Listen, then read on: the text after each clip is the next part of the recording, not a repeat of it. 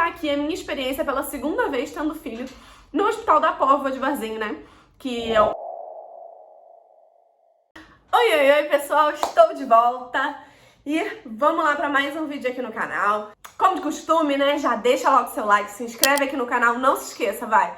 Clica aí, porque vocês sabem, né, que eu fiquei muito tempo sem produzir, então o algoritmo tá me castigando. Então vamos lá para me dar aqui uma motivada e eu continuar produzindo os vídeos pra vocês, conseguindo parar aqui nessa correria louca que é a vida de mãe de dois, mais empreendedora, mais tudo que vocês sabem que eu já faço pra conseguir vir aqui gravar esses conteúdos pra vocês. Então, vai lá, por favor, vai. Então, né, no vídeo de hoje eu vou aqui contar mais ou menos pra vocês, porque tem recebido muitas perguntas. Ao longo desse tempo eu já estava recebendo no Insta, então já dava mais ou menos um panorama, já ajudava algumas pessoas. Mas agora que a gente voltou, né, vocês têm me perguntado muito sobre isso. E não posso nem dizer que é relato de parto, né, gente? Porque 1 ano e meio depois, olha, fica difícil lembrar de todos os passos e tudo mais. Mas eu vou contar aqui a minha experiência pela segunda vez tendo filho no Hospital da Póvoa de Varzim, né? Que muitas pessoas perguntam por lá e tudo mais. Mas, de uma forma geral, vou falar sobre a experiência de parto aqui em Portugal, tá bem? Então, vamos lá, né? Cauãzito nasceu no dia 1º de março. Às 41 semanas, quase um dia antes de completar 41 semanas, tava já com um agendamento, né, tipo, já tava agendada pra marcar, pra ir lá fazer a indução, mas ele nasceu na madrugada, já tava na hora, né, gente, tava quase aqui dando ordem de despejo, basicamente, faltou pouco pra ordem de despejo dele, mas... a minha primeira experiência no Hospital da Póvoa foi muito boa. Vocês sabem, eu já falei isso em outros vídeos, teve alguns percalços ali no meio do caminho, mas foi muito boa de uma forma geral. Na época da Nina, né, lá em 2020, auge da pandemia, o Hospital da Póvoa ainda era um dos poucos hospitais, né, que tinha uma estrutura mais humanizada. Então, assim, pra mim não tinha como não ser lá nessa época. E como foi uma boa experiência, é relativamente perto da minha casa, tudo, enfim. Resolvi ter o meu bebê lá também, o Cauã, o segundo bebê. E deu tudo certo, de uma forma geral, mas eu vou contar um pouquinho mais sobre isso, tá? Mas só pra vocês terem, assim, uma noção, porque muita gente me pergunta sobre... Aqui em Portugal você tem o direito de escolher o hospital que você quer ter o seu filho, então... Não tem problema se você morar em Lisboa e quiser ter no Hospital da Póvoa, ou o Hospital, sei lá, de Famalicão, que também hoje em dia é muito bem falado, nessa parte dos partos humanizados. Enfim, o hospital que você escolher. Os hospitais aqui também, você também pode marcar para ir lá fazer uma visita, pode mandar e-mail, ligar e tudo mais, você pode conhecer as instalações, você pode conversar com os profissionais, e eu sempre recomendo isso, de fato, né, para você se sentir segura de uma certa forma, e talvez mais acolhida num hospital ou outra para tomar a sua própria decisão. Porque eu acho que é um momento muito individual, único e, obviamente, que cada um vai querer e imagina e pretende que seja de uma forma. Então, já disse isso em outros vídeos, depois dei uma pesquisada, vou deixar aqui nos cards também outros vídeos que eu falo sobre esses temas, né? Escolham bem, pesquisem, entendam o tipo de parto que vocês querem ter e tudo mais. É verdade, sim, esse bilhete aqui em Portugal não é assim a torta e a direita que fazem cesárea, o que eu acho super responsável, acho ótimo, inclusive. Mas se você pretende ter uma cesárea, enfim, converse com seus médicos, se entendam com eles, mas aqui não é rotina e não tem que ser mesmo, essa é a verdade, tá? Eu sempre aconselho, né, por exemplo, no meu centro de saúde, tá? O meu centro de saúde, ele não referencia para o Hospital da Póvoa, por exemplo, que foi o hospital que eu decidi ter. Porque o local dele, ele referencia ou para São João ou para o Pedro Hispano. Só que eu já tinha feito isso na minha primeira filha, fui super bem recebida e fiz isso também no Cauã. Que como o Hospital da Póvoa é relativamente também perto da minha casa e tudo, não é perto do centro de saúde, por isso que eles não referenciam para lá, tá? Só para deixar bem claro. Mas como eu queria ter nesse hospital e tudo, quando, normalmente você é acompanhada, tá? Quando é gravidez de baixo risco, de risco habitual, como a gente diz hoje em dia, você é acompanhado normalmente no centro de saúde. Depois, quando você chega mais já no 3º trimestre, aí você é encaminhada para o hospital, né? Que é quando eles fazem esse encaminhamento. Nesse momento que eu fui encaminhada para o hospital, eu no do Cauã, tá? Diferente do da Nina, vocês sabem, eu já contei, né? Por conta de um erro do médico de um outro hospital, eu depois comecei a ser acompanhada sempre no hospital. por conta de todo o caos que foi gerado em cima disso. Então eu era acompanhada no hospital e no centro de saúde, mas minha gravidez foi de risco habitual na mesma, foi só por conta desse intercalço aí. Mas quando chegou nessa parte que, em tese, o centro de saúde me encaminharia para o hospital, eu avisei nesse hospital para a médica que estava me acompanhando, que era um amor, que eu já não iria mais nas próximas consultas, porque previamente eu já tinha mandado um e-mail para o Hospital da Pova explicando que eu gostaria de ter meu bebê lá e gostaria de ser acompanhada lá, já estava com X semanas, enfim, e aí eles já marcaram a minha consulta com os profissionais de lá, e aí eu passei a ser acompanhada por lá nessa parte hospitalar. Eu fiz a mesma coisa com a Nini, fiz agora com quem diz, né? Há 1 ano e meio atrás, com o Cauã também.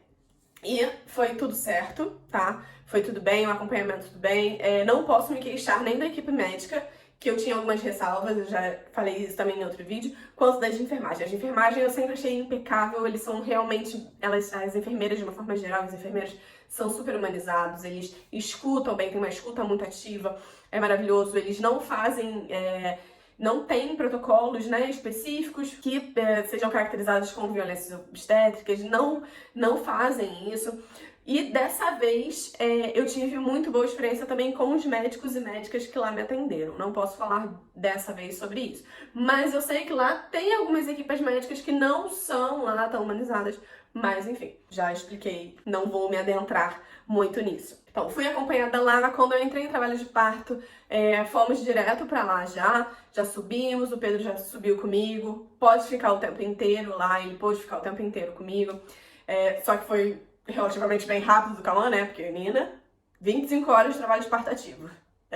Cauã não, Cauã foi papum, quase que cheguei lá, e quase que o Pedro não viu o Cauã nascendo de tão rápido que foi, mas enfim, deu tudo certo, entre aspas, né? Agora vem o problema. Vamos lá. Cauã nasceu, na hora eu já percebi que tinha uma coisa errada. Um adeno, a minha bolsa normalmente só estoura, pelo menos das duas, né? Só estourou basicamente no expulsivo. Da Nina estourou quando a médica foi fazer o toque, já quase no expulsivo. Tipo, ela nem tinha feito o toque ainda direito, só que como já tava muito lá embaixo, a bolsa estourou. E o do Cauã foi mesmo na hora do expulsivo que estourou. Então a gente não conseguiu ver isso antes, os batimentos dele estavam completamente normais o tempo inteiro, e foi muito rápido, né, então. Mas eu vi que tinha uma coisa de errado, porque na hora que minha bolsa estourou, nessa força, a enfermeira já pegou algumas coisas ali, uns instrumentos, já ligou a parte de respiração, né, pra fazer algumas manobras ali que eu achei estranho, eu não tava vendo, né, na posição que eu tava, eu não conseguia ver o que tinha acontecido. Enfim, Cauã nasceu, veio, só que ele não veio direto, assim que ele saiu, elas já aspiraram ele muito rápido e tudo, e aí eu percebi que ele, quando a bolsa estourou, tinha mecônio. Então, né, pra quem não sabe, o mecônio é aquele primeiro cocô que o bebê faz, enfim, e tinha ali. Ele tava, tipo, assim, principalmente assim na parte do peito e costas, tava assim bem amareladinho por conta, né, da cor do mecônio ali e tudo. Eles aspiraram ele e tudo mais, eu fiquei ali num primeiro momento conversando, tá tudo bem, a mamãe tá aqui, respira, respira. Mas ele só não chorou naquele momento e só não, né, porque elas já foram logo aspirando pra tentar minimizar qualquer aspiração de mecônio que ele pudesse ter tido, tá? E aí logo depois ele veio pra cima de mim, chorou e tava tudo certo. Mamou, tivemos a Golden Hour, tudo certinho. Elas levaram ele mais cedo que o habitual pra dar de fato um banho por conta desse mecônio, né, pra tentar evitar qualquer tipo de infecção que poderia ter ali e tudo mais.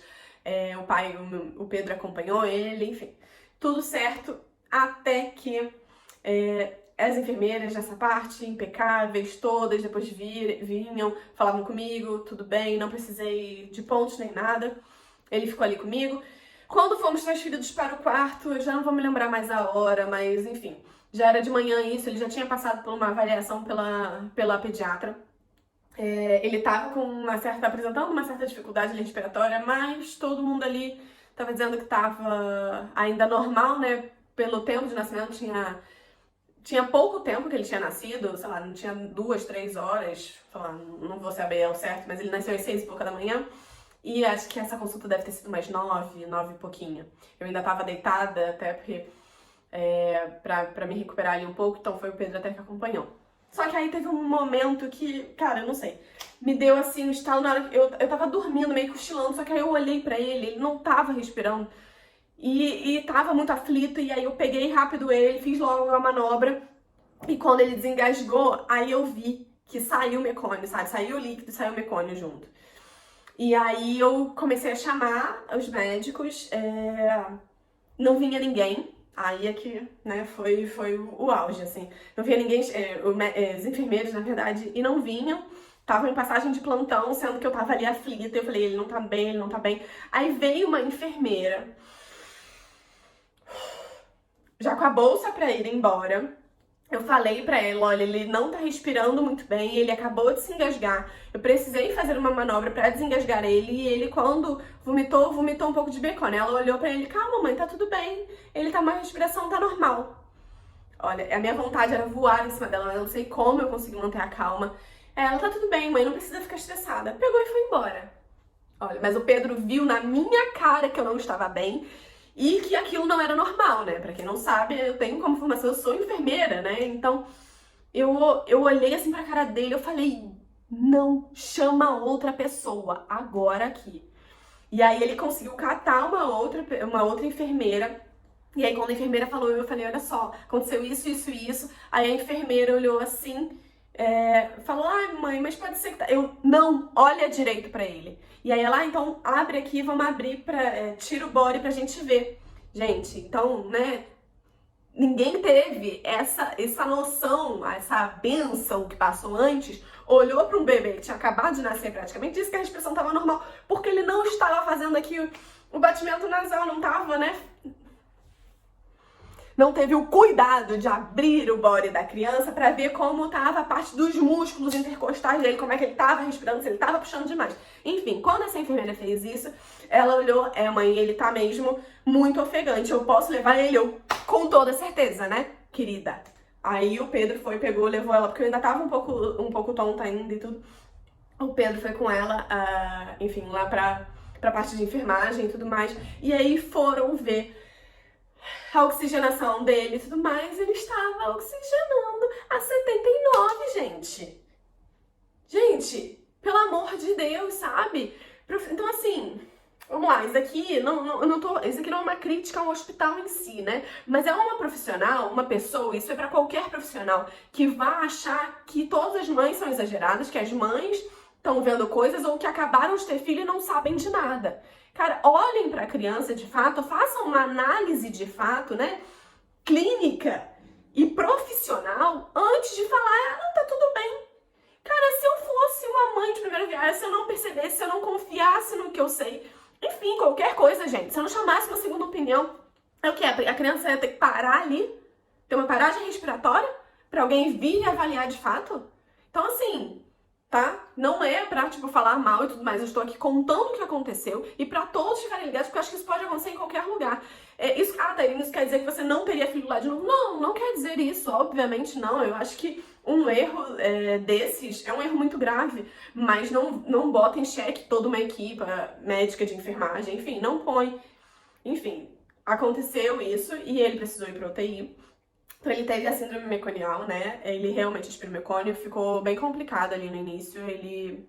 Foram os primeiros 3 dias bem complicados, de oxigênio, de tudo. Ele teve que ficar internado.